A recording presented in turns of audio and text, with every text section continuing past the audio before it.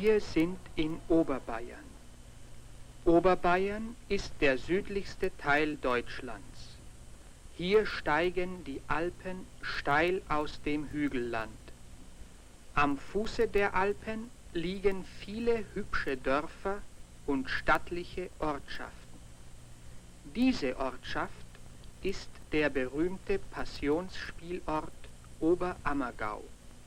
Die Straße ist sauber, auch die Häuser sind sauber und mit Bildern bemalt.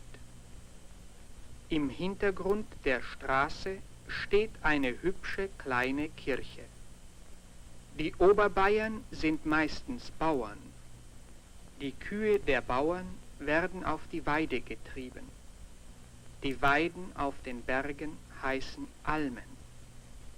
Die Kühe tragen Glocken, damit sie der Hirt auf den Almen finden kann. Auch Ziegen gehören zum Besitz der Bauern. Hinter der Herde geht ein alter Hirt. Mit einem Stock treibt er die Ziegen.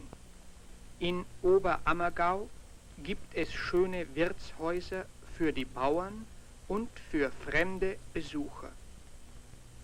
Die Bayern sind fromme Leute. In jedem Ort gibt es eine schöne Kirche. Der Altar dieser Kirche ist wundervoll geschmückt. Nicht alle Kirchen sind so schön wie diese. Auch die Friedhöfe in Oberbayern sind in guter Ordnung. Auf den Gräbern stehen kunstvolle Kreuze und Grabsteine. Jedes Grab ist mit Blumen geschmückt. Dieses Grab am Eingang des Friedhofs trägt ein Kreuz. Dieses Kruzifix ist aus Holz geschnitzt.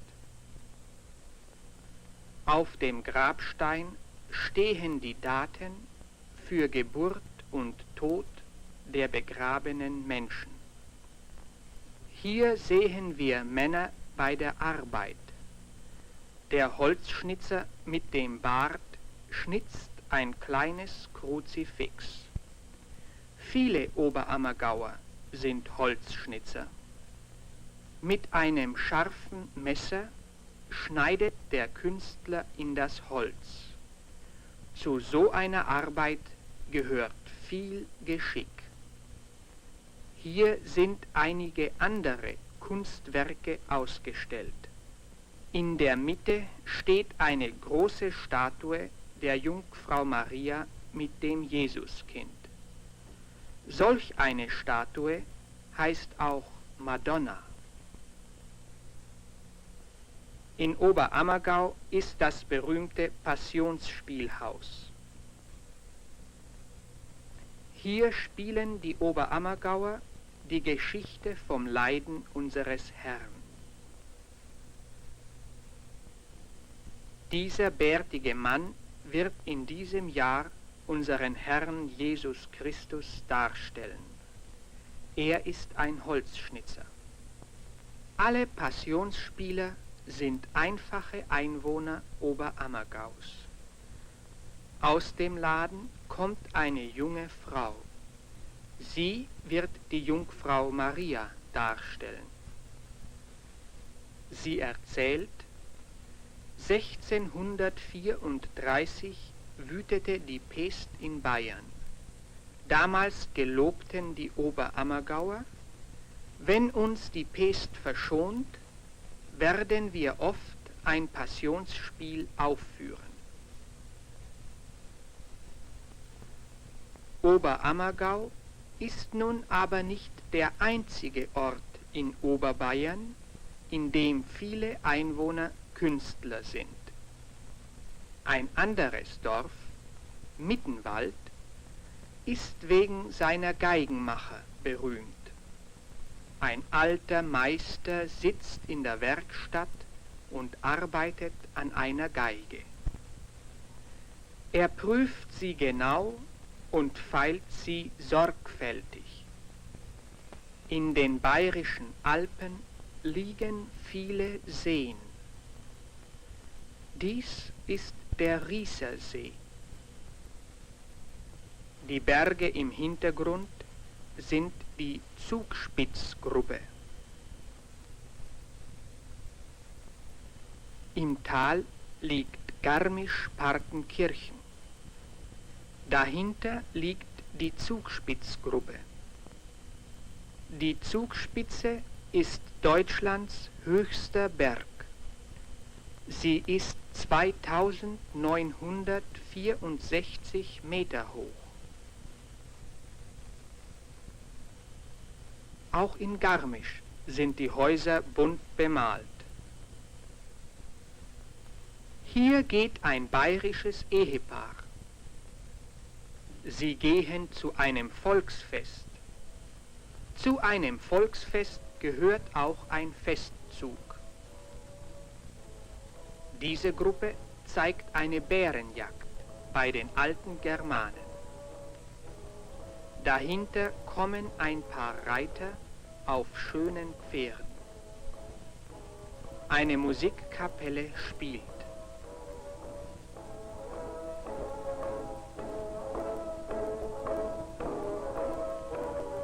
Der Bierkönig fährt auf seinem Wagen im Festzug mit. Das ist ein riesengroßes Bierfass.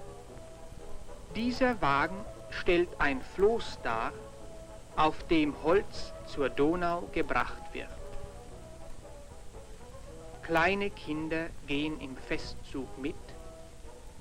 Sie tragen Blumenbänder. Hier kommt eine andere Musikkapelle. Dahinter gehen Leute in Tracht. Tracht nennt man jene bunten Kleider aus alter Zeit, die Bauern noch heute tragen. Eine Schützenkompanie marschiert hinter der Trachtengruppe. Hier geht eine andere Trachtengruppe. Die Männer tragen die bayerische Nationaltracht, Lederhosen, weiße Hemden und grüne Federhüte. Im Schatten tanzt diese Trachtengruppe einen Volkstanz. Es ist ein Schuhplattler. Nur Männer tanzen einen Schuhplattler.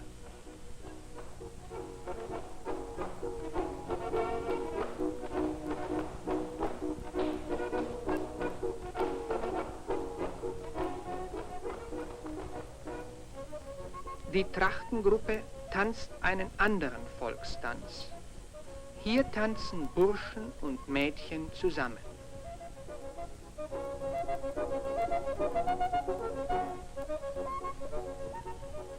Während die Burschen wieder einen Schuhplattler tanzen, drehen sich die Mädchen im Kreis herum.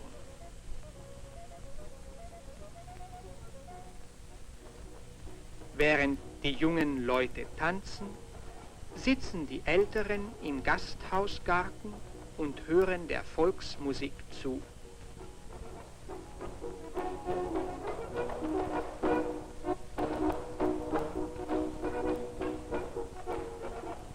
Ein Paar in bayerischer Tracht spielt, der Mann Zither, die Frau Harfe.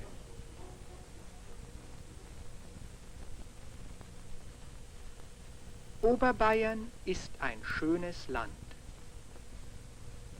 Das hat auch König Ludwig II. Erkannt. Hier hat er im 19. Jahrhundert seine Schlösser und die Burg Neuschwanstein gebaut. Diese prächtige Burg ist besonders in Amerika berühmt. Von den Fenstern der Burg hat man einen weiten Blick über das Land. Sieht sie nicht mit ihren hohen Türmen wie ein weißes Märchenschloss aus? Dieses kleine Schloss des Königs von Bayern heißt Linderhof. Im Schlosspark steigt ein Springbrunnen in die Höhe. Es ist ein wundervoller Anblick. Hier ist ein kleiner Springbrunnen und hier ein Wasserbecken mit vergoldeten Figuren. Das prächtigste der bayerischen Königsschlösser ist Herrenchiemsee. Es liegt auf einer Insel im Chiemsee. Durch eine herrliche Halle treten wir in das Treppenhaus. Wie alles glänzt und funkelt. Die Wände sind aus Marmor. Der Schmuck an den Wänden und an der Decke ist mit Gold überzogen. Dies ist ein Zimmer im Schloss. Von der Decke hängen prächtige Kronleuchter. Wir sind auf einem Alpenberg. Es ist der Predigtstuhl. Auf viele Berge in Oberbayern führt eine Seilbahn. Wir wollen mit der Seilbahn zu Tal fahren. Wir fahren abwärts. Die Seilbahn schwebt hoch durch die Luft. Deshalb heißt sie auch Schwebebahn.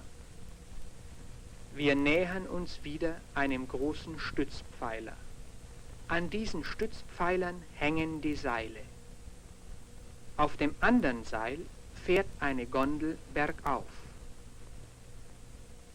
Hier fährt eine Gondel in die Talstation ein. Diese Seilbahn heißt Predigtstuhlbahn, weil sie auf den Berg Predigtstuhl hinaufführt. Jetzt sind wir in Berchtesgaden. Hinter der Ortschaft liegt die Watzmann-Gruppe. Bei Berchtesgaden liegt der Königssee. Er ist der schönste der deutschen Alpenseen. Auf dem Königssee fährt ein Boot. 2 Bayern in Tracht rudern Besucher zu einem kleinen Ort, der hinter dem Königssee liegt. Dies ist der Ort St. Bartholomä am Königssee. Auf einer schmalen Wiese vor der steilen Bergwand liegt eine weiße Kapelle, ein Gasthaus und einige Bauernhäuser. Aber unser Boot fährt wieder ab. Wir müssen Abschied nehmen von St. Bartholomä, vom Königssee und von Oberbayern.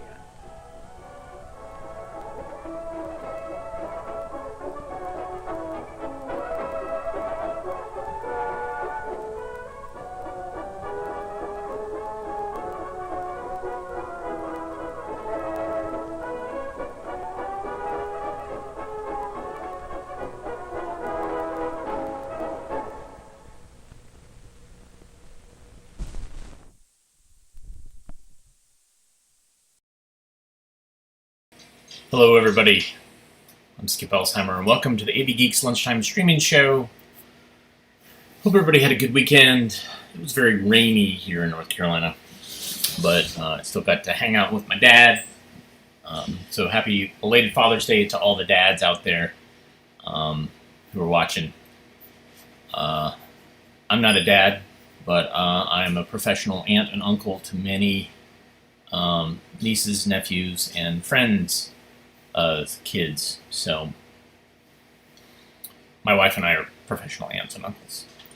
Anyways, so that last film was a German foreign language film. We got a couple of those that kind of appear every once in a while. Not part of that series that we have a lot of, that French Encyclopedia Britannica series, but that was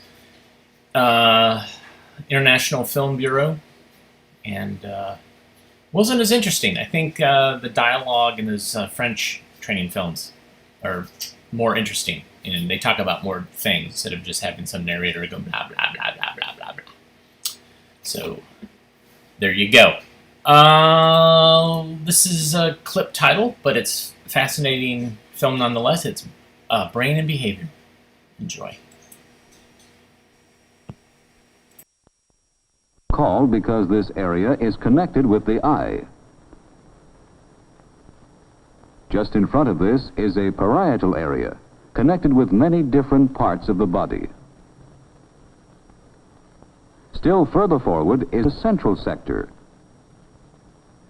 which contains a sensory area for our sense of touch, and a motor area which controls body movement. Overlapping some of these areas and including others is a relatively large region concerned in language and speech. We shall see how these parts of brain function in human behavior. One method of artificially stimulate different parts of the living brain and observe the results. This can be done in surgery where the brain is exposed. The surgeon touches various parts of the brain with an electrode that carries a weak electric current. No pain at all. And listens to what he says. When the motor area of the central sector is stimulated, parts of the body move involuntarily. When the sensory area of the central sector is stimulated, the patient reports touch, not in the brain, but outside in various parts of the body. A stimulus in the visual area at the back of the brain produces visual sensations such as flashing lights. Still another way to study the function of brain areas is to measure the changes in behavior following injuries in different areas. Let us begin with the visual area at the back of the brain. These areas may be destroyed by disease or by gunshot wound, as in this case, causing partial or total loss of vision. With a metal plate, we can repair the bone gap and restore the patient's appearance, but we can never restore the blindness caused by the wound. The extent of the blindness can be measured in a device called a perimeter. Using only one eye at a time, the patient focuses on a point directly in front of him and reports whether or not he can see a white target move through his field of vision from one end of the perimeter to the other and back again. No. As soon as you see it, say yes. Yes. You still see it? Yes. Out. Now. And yes. Yes. Out. On a chart representing the visual field, a map is made showing where the patient saw the target and where he did not. The black shading indicates areas of blindness. The size, shape, and location of the blind areas depends on the kind of injury to the visual areas. If only the visual area on the left is destroyed, the blindness is in the right half of the visual field, and vice versa. Sometimes these blind areas are irregular islands surrounded by areas of vision. These islands are similar for the two eyes, but never exactly alike. Sometimes the defect is quite small, as in this man, who suffered a glancing injury to the back of his head. In other rather rare instances, only a peephole of vision is left, yet this is enough to enable the person to get along quite well. From measurements like these, we see that injuries to the visual areas at the back of the brain cause regions of blindness corresponding to the parts destroyed. Defects may be more subtle and complex with injuries that are farther forward in the parietal areas. Patients with parietal injuries may have trouble finding their way from one place to another, even in familiar surroundings. The extent of this difficulty can be measured in the laboratory. The patient is given a sort of a map on which a line runs between dots. Carrying this map along with him, he is asked to walk a similar path between the large dots on the floor. While the patient walks, the examiner traces his progress. Still holding the map, the patient continues on his path. So far, no error. Now he gets doubtful, then takes a wrong turn.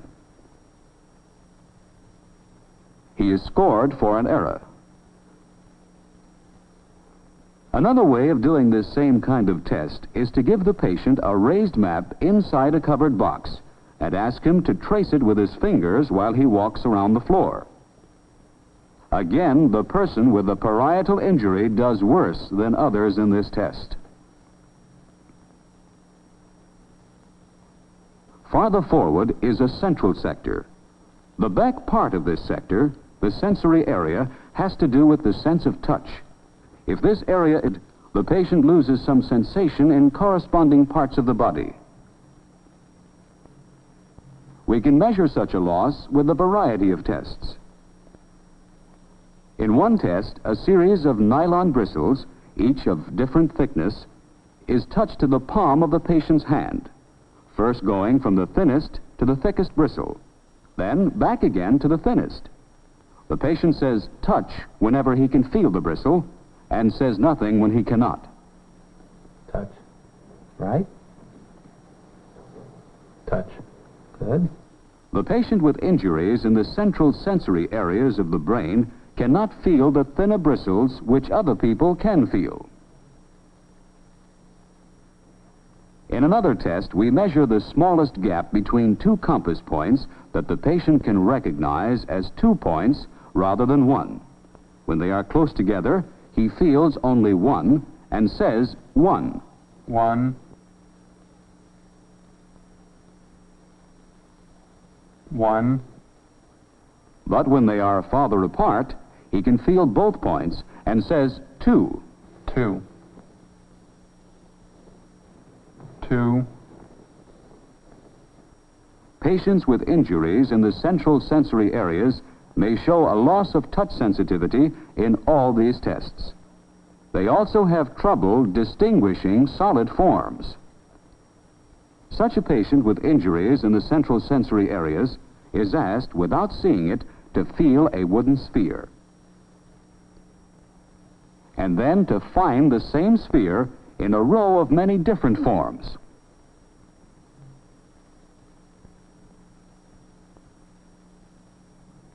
But he passes beyond the correct sphere without recognizing it at all.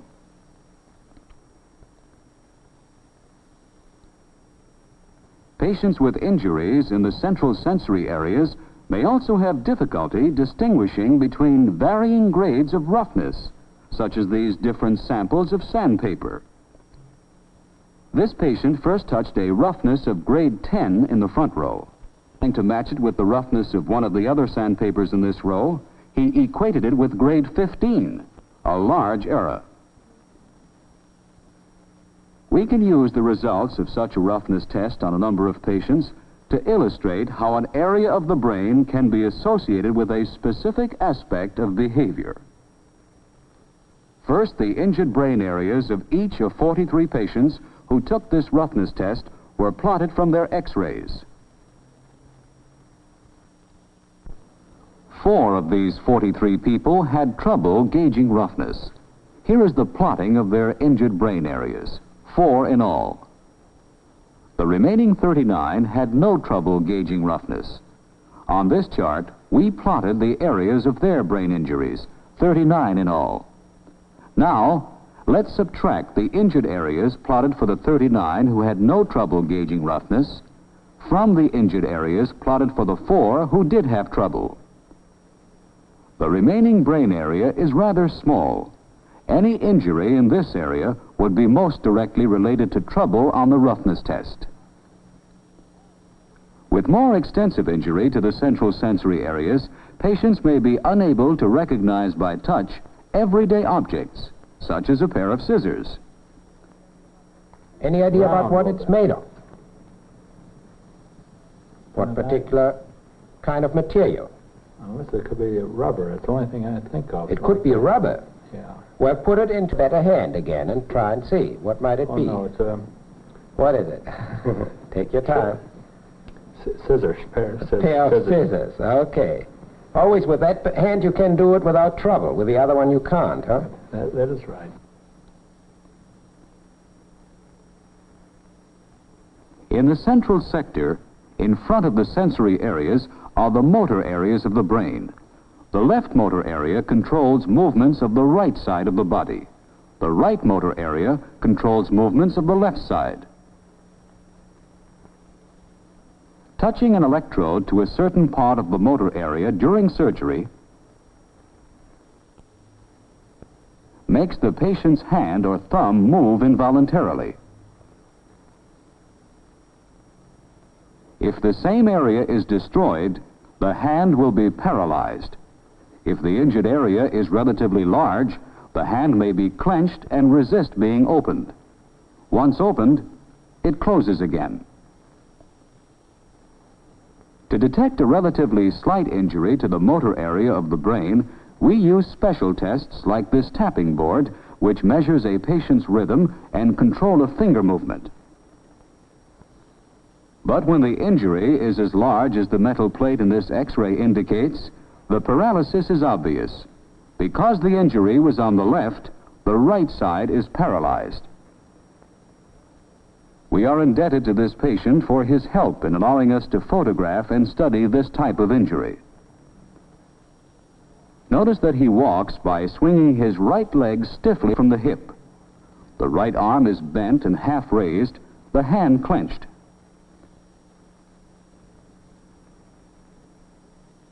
This patient's injury not only invaded the motor area, causing paralysis, but also involved part of the language areas.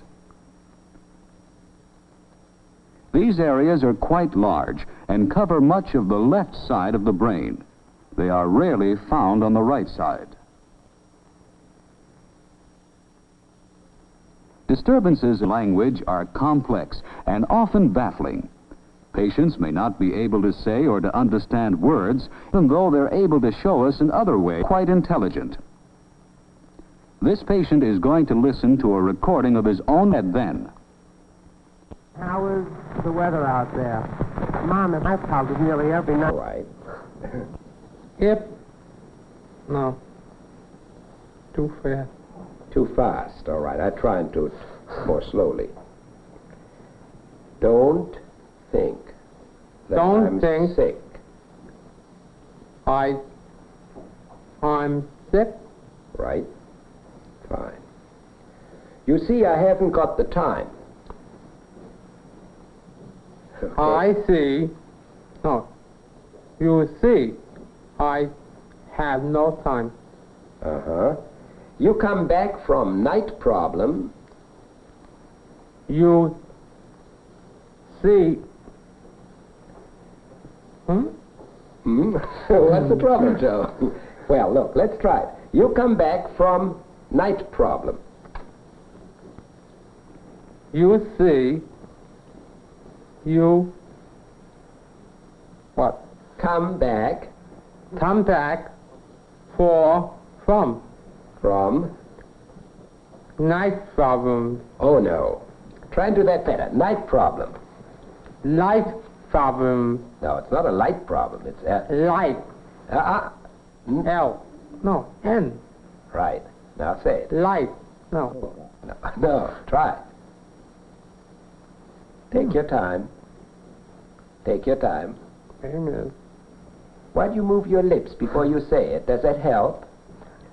I don't know. Are you trying it out for fit or what? I don't know. What are Wait a you? minute. N. You're aware of that you're moving your mouth Yeah. without making the sound before That's you right. make it, isn't it? Mm-hmm. Yeah. N. Night problem. That's pretty good. Problem. Just say problem. Problem. Problem. Problem. Pretty good. Huh? To analyze more carefully what this patient's speech difficulty is, we give him a further test in which he is asked to repeat single syllables. Let's try with some very simple and short ones. Let's say ga. Da. No. Ga. Wait a minute, E, B, A, B, C, D, E, F, G, G? Right. I can't. Ga. No, I can't. You can't say it like that. All right, then Hard. let's say... No, not hard. No, hard. It's hard. I see, it's hard. Yes. Supposing we say ba. Ba? Ba. Ba. That's easy, isn't it? Yeah. Say da. Da. Say ga. Same thing. Same thing. Still can't do it, huh? No. Well, supposing we say I got it this time. I got it this time. Well, why can't you say got if you can't say ga? I don't know. You don't know. How come? I don't know. From this test, we find that this patient with an injury in the language area can say words and sentences, but stumbles over certain sounds and syllables, especially when he must say one by itself.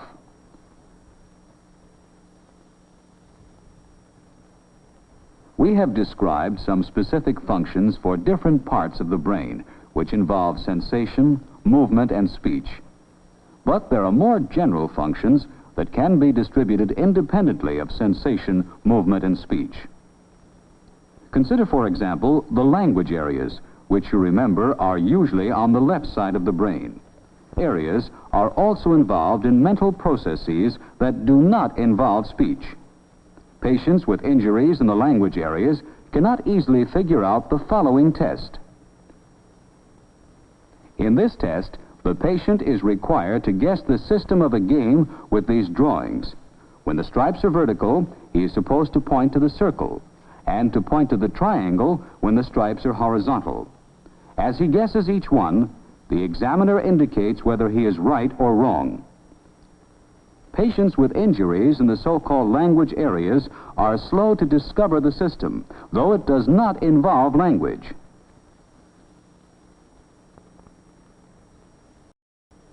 Here is another task in which all patients with brain injury do poorly, but patients with injuries in language areas do even worse.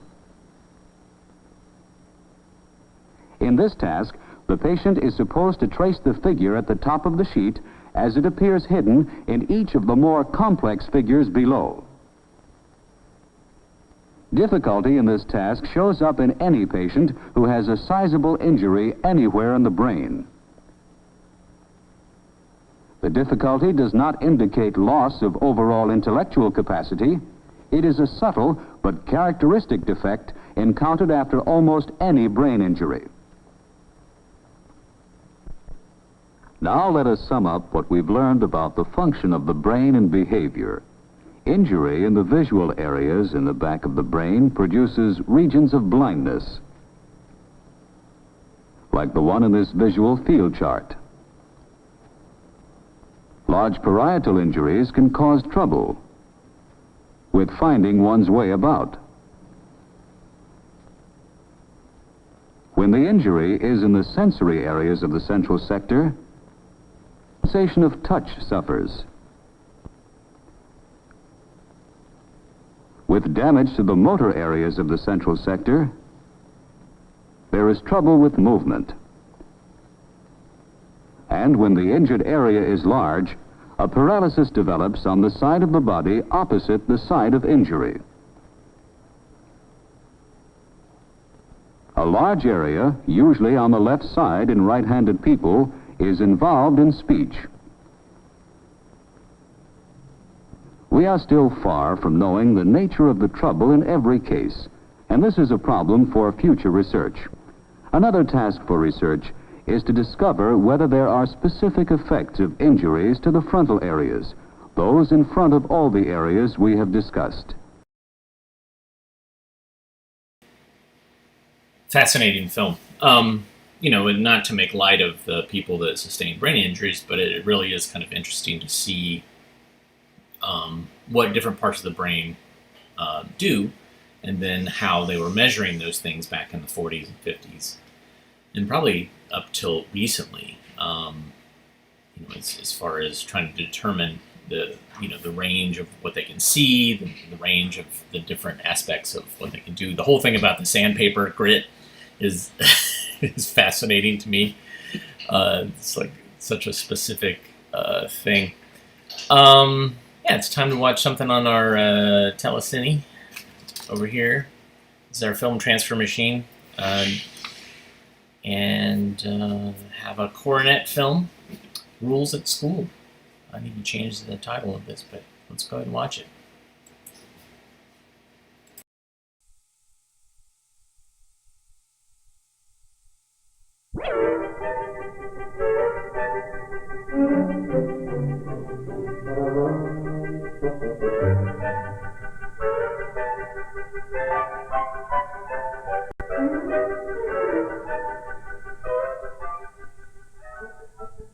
You certainly know what a traffic light means. A traffic light reminds us of the rules for crossing streets. There are rules all around us, for grown-ups, for children, for everyone. There's a rule for parking bikes. All of them must be put into the rack. Can you imagine what it might be like if we didn't follow this rule?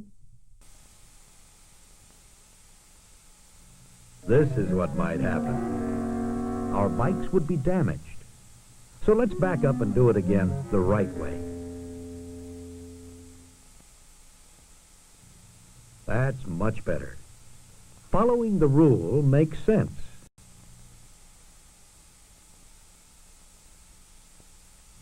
There's a right way to use a trash basket. When the rule isn't followed, this is what can happen.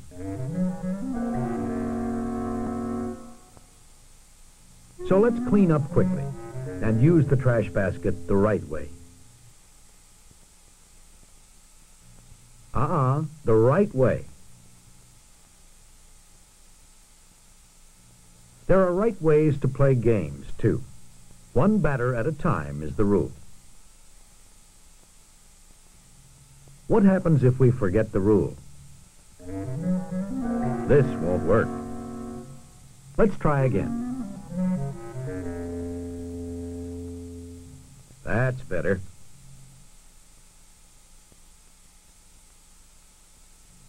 Rules in school are useful, too. One rule is, come on time. Steve is trying to be on time, but he didn't quite make it today.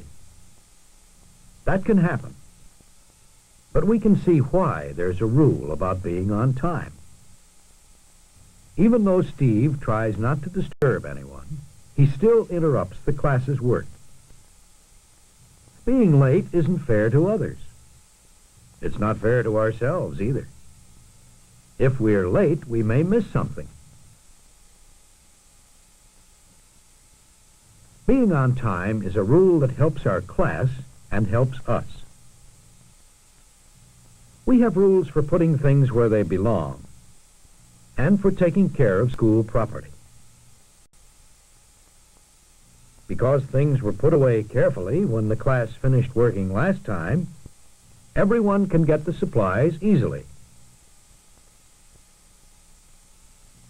Today, the children are studying about how to keep healthy.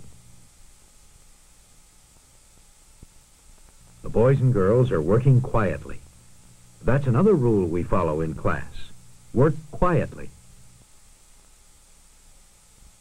When you work quietly, you get more done. That doesn't mean you have to be absolutely quiet, but the rule is try not to disturb others.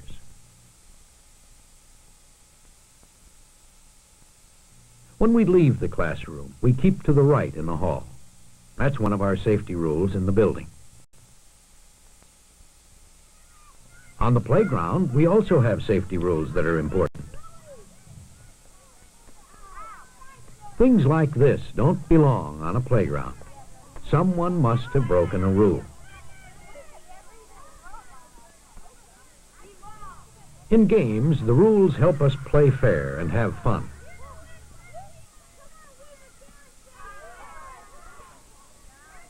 But we have to remember the rules. After recess, the boys and girls continue with their health projects.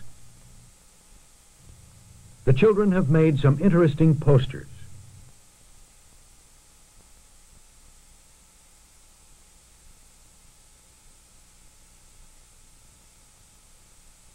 The class is planning to visit a museum which has some health exhibits. Mrs. Todd has a booklet that shows some of the exhibits the class will see. The class has never been on a trip like this. They will have to make up their own rules. How should they behave on the trip? What rules will help make the trip successful? What rules will keep it safe? Dick thinks one rule should be, stay together. Yes, that sounds like a good rule. Let's write that down. Here's our first rule. Stay together.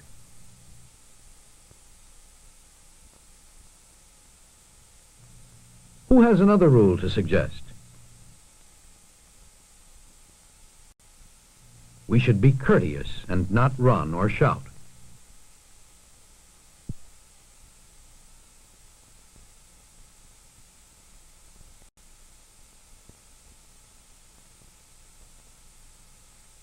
Don't run or shout. What other rules do we need? Well, let's make sure everyone gets a chance to see the exhibits. Yes, our rule can be, don't crowd. Don't crowd. Bob has been to the museum before, and he remembers one of the museum's rules. You can't chew gum there. Yes, that will help keep the museum clean. Don't chew gum.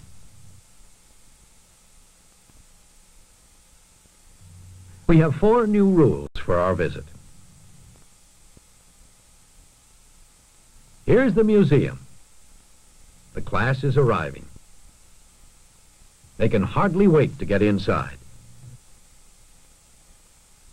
Still, they've remembered their first rule. Stay together.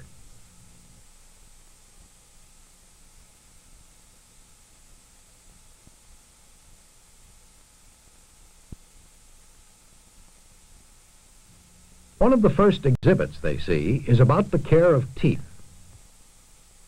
Mrs. Todd tells the class that a tape recording in the exhibit will explain this tooth.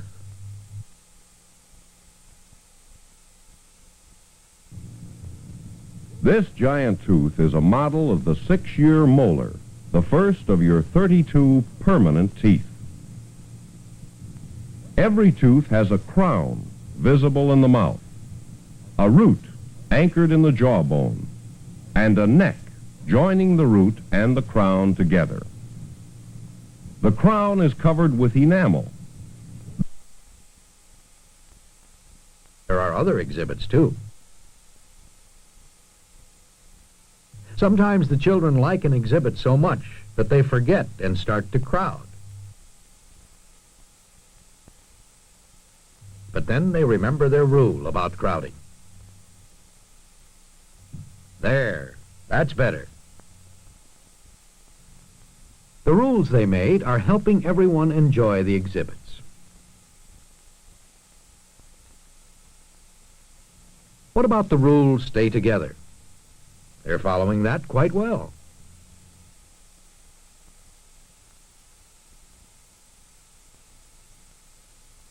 Here's an exhibit where you test how much air your lungs can hold. But Jane can't blow with gum in her mouth. She's forgotten a rule. Don't chew gum. By following their rules, no crowding, no running or shouting, staying together, the class has made the museum visit a pleasant and successful one.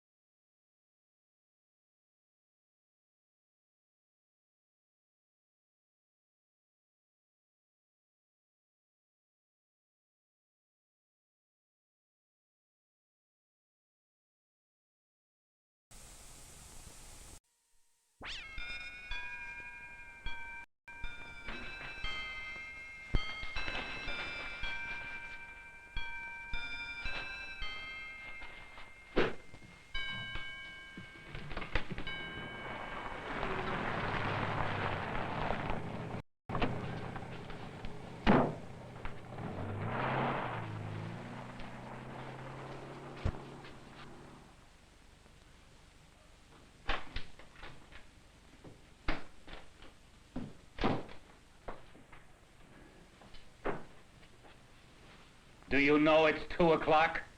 Yeah, I know. I got all messed up. Does Ronnie have a license? What, is his father used to having him get home at 2 o'clock? Do you have any grass? Take any pills? And who were the girls at the party? Answer him. Man, you must have rocks in your head. He doesn't want to hear answers. He just wants to scream at me. How do I know why? Like, maybe it's his liver. My mother always says he's drinking too much. By the time I got in, like 2 o'clock, he'd had plenty. Been watching the Late Show, too. Maybe that's it. Maybe one of those old Paul Newman flicks about the new generation of wild boys. You know, the cat who lives it up and falls into the hands of the mafia in the last reel. He really believes what he sees on the idiot box. He doesn't have idea number one about me. Like, what I'm really like. What bothers me most is the way he just stands there and looks at me when I'm talking to him. You know, as though I'm a record he's heard 100 times. No expression, no reaction, except maybe once in a while a pained look, like the needle is going over the scratch. You never know what he hears.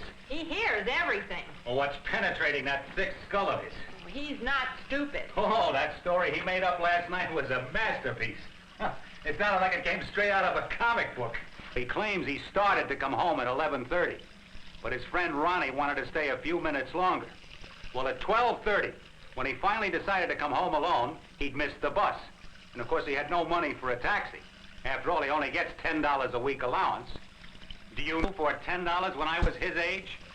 That's what I earned for 20 hours hard work at Bolte's Market. Yes, Kenneth, I know. So he couldn't take a taxi. Well, why didn't he telephone? What could happen? I'm grounded, of course, until further notice. Who cares? So I miss a lousy flick. Big deal. Want to go swimming this afternoon? No, only at night. In the daytime, I'm a free man. How about tomorrow, then?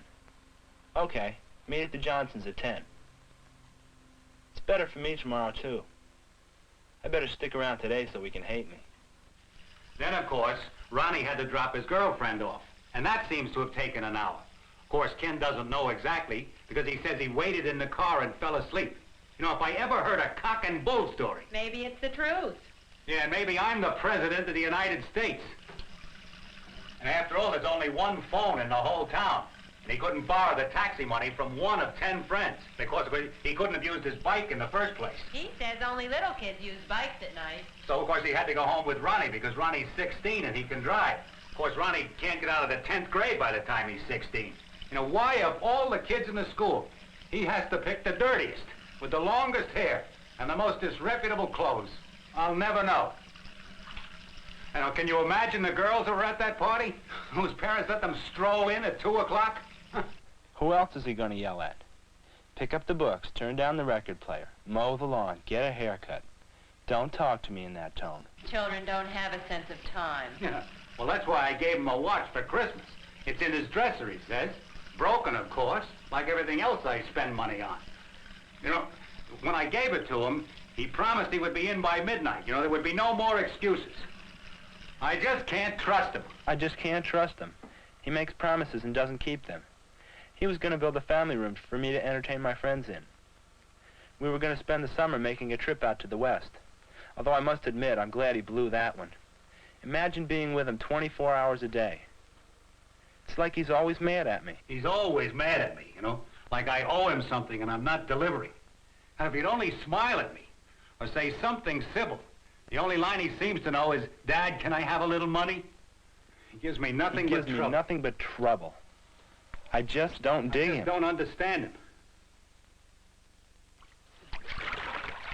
How about trying some dives? Nah, I don't feel like it. What's the matter with you today? Nothing's the matter. Oh, you don't kid me, man. Something's bugging you. I'm all right. I'm the one who should be complaining. After what I took yesterday, you'd think it killed him to stay up till 2 o'clock waiting for me. So? Maybe he was tired. Well, then what's all this junk about worrying about me? It's himself he's worried about. That's why I have to be in by 12. Well, if he had a rough day or something. Yeah, rough. pushing papers around all day. So let them go to sleep. They read this stuff in the papers about kids having accidents. They think all kids are the same. Besides, it didn't cost you anything. What do you mean? My allowance was cut to nothing for the rest of the summer. What did you do? I didn't do anything. My father turned the sprinkler on in the rose bed, and his new camera got ruined. He found it yesterday. What was the camera doing in the rose bed? I was trying to shoot some bees with a long lens. When my mother called me for lunch, I put it down on a rock. You see, I was going to get some more shots when the light changed. I forgot all about it. So what happened? It's all my fault, of course, even if he turned the water on. What did he say? Oh, stop. You know the lines. No respect for property, no responsibility. The camera will have to go back to the shop. It might cost $100 and I'll have to pay for it. I'm neglectful. I'm a jerk. I'm a mess. I'm hopeless. So I'm dead. But your father, I'm surprised. He doesn't seem like that in the store. He's been kind of nice to me. Last week I broke an earthenware planter, $7.95, and he just said, never mind, forget it. He would have said something very different if it was me. The noise would have scared the mice out of the store. Funny, I was thinking just Saturday about what a nice guy he is. You can talk to him even. Not like my father. He was telling me all about heating units and heat convection currents. Yeah, he's great on heat. Especially under his collar. No, you gotta believe it. He really seems like a nice guy to me. Maybe fathers are different to their own kids. Yeah. Maybe they don't treat them the same. Maybe even my father. You know I'm forgetting something. Light bulbs, batteries. I'll remember on the way home. Well, that'll be $9.81 with tax. You.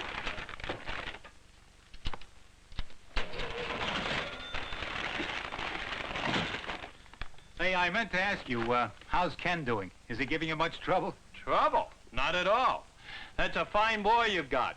He's got a great head for figures, too. My kid? What do you mean? Well, you know, I started him in the stock room at first, assorting merchandise. Then I discovered that he could check invoices. Well, in no time at all, he began to learn the cost control system. Well, that's right. I've got him in the office working now. He's doing a great job. you know, no wonder I haven't seen him around here. I've been in here on Saturdays. I thought he would have told you. I even gave him a little raise. Help him buy that guitar he wants. Guitar? Oh, well, maybe I shouldn't have mentioned it. But that's what Ken is really working for this summer. He mentioned he had a fight with you about money. Didn't want to ask you to pay for it. Well, that is, we didn't exactly have an argument about money, but you know kids these days. One day they're dying for something, the next day they've forgotten all about it. Sure, but Ken seems different. He's serious and reliable. He gets in here on time, and he isn't too hurried to leave at night. You know, he's the first kid I've had in years that I could really trust. I had my own boy working here last year. It was more trouble than it was worth.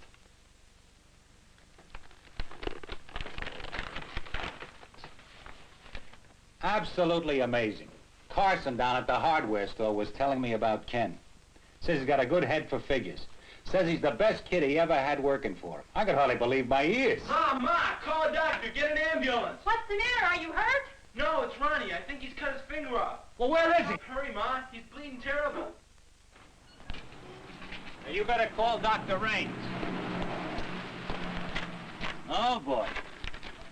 All right, now, Ronnie, hold your hand up. Good. Good. Keep your head down. Don't look at the cut. All right, now. You feel how I'm holding your arm? Yeah. Can you hold it that way? Good. Ken, get a blanket. That's going to be all right. I've seen worse.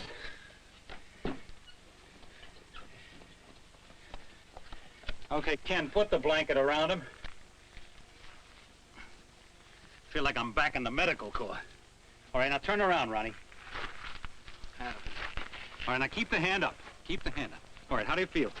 Okay. You think you can go in the house? I think so. All right, let's take it easy. Mom, open the door.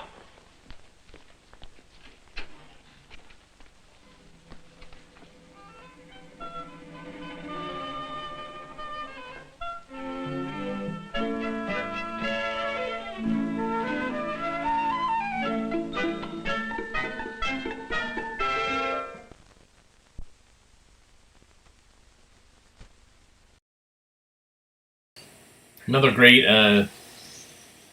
International Film Bureau film. At least they distributed it. Jacoby did some other mental health films over the years, and this one, I've showed this around last Father's Day, and it's such a great film. Really like it. Kind of shares that generation gap, and then also that preconceived notion of what dad's supposed to be like and what kids are supposed to be like and all that stuff. So it's pretty good. Anyways, thanks for tuning in today. Very much appreciated. We'll be back again tomorrow, Tuesday, and we'll watch some more films and stuff. A lot of stuff. A lot of 16mm films to watch. Very excited to... You guys are showing up to watch them, and if you like what you saw and you want to support us in some way, you can buy some coffee. I'm pointing at the link, buymeacoffee.com/avgeeks. You can also go to avgeeks.com and just see other shows that we've done and other films that we have online. We have literally thousands. Also, hit like, subscribe, ring the notification bell, which a lot of people seem to say that in their podcasts. Comment and share. Those are all wonderful ways to kind of tell me that you're seeing what we're doing. Not every film we show is a winner, but we have a pretty good track record, and I appreciate your eyeballs and your brain. So hopefully we will see you again tomorrow. Otherwise, look to the film can for advice, and it tells us to please rewind and love each other. This was written by, I think, a bored high school student who was working in the library and was waiting for a film to rewind and decided to draw a little smiley face with eyelashes and say love each other, and also drew a peace sign. I can't blame him. Anyway, so we'll see you soon. Take care.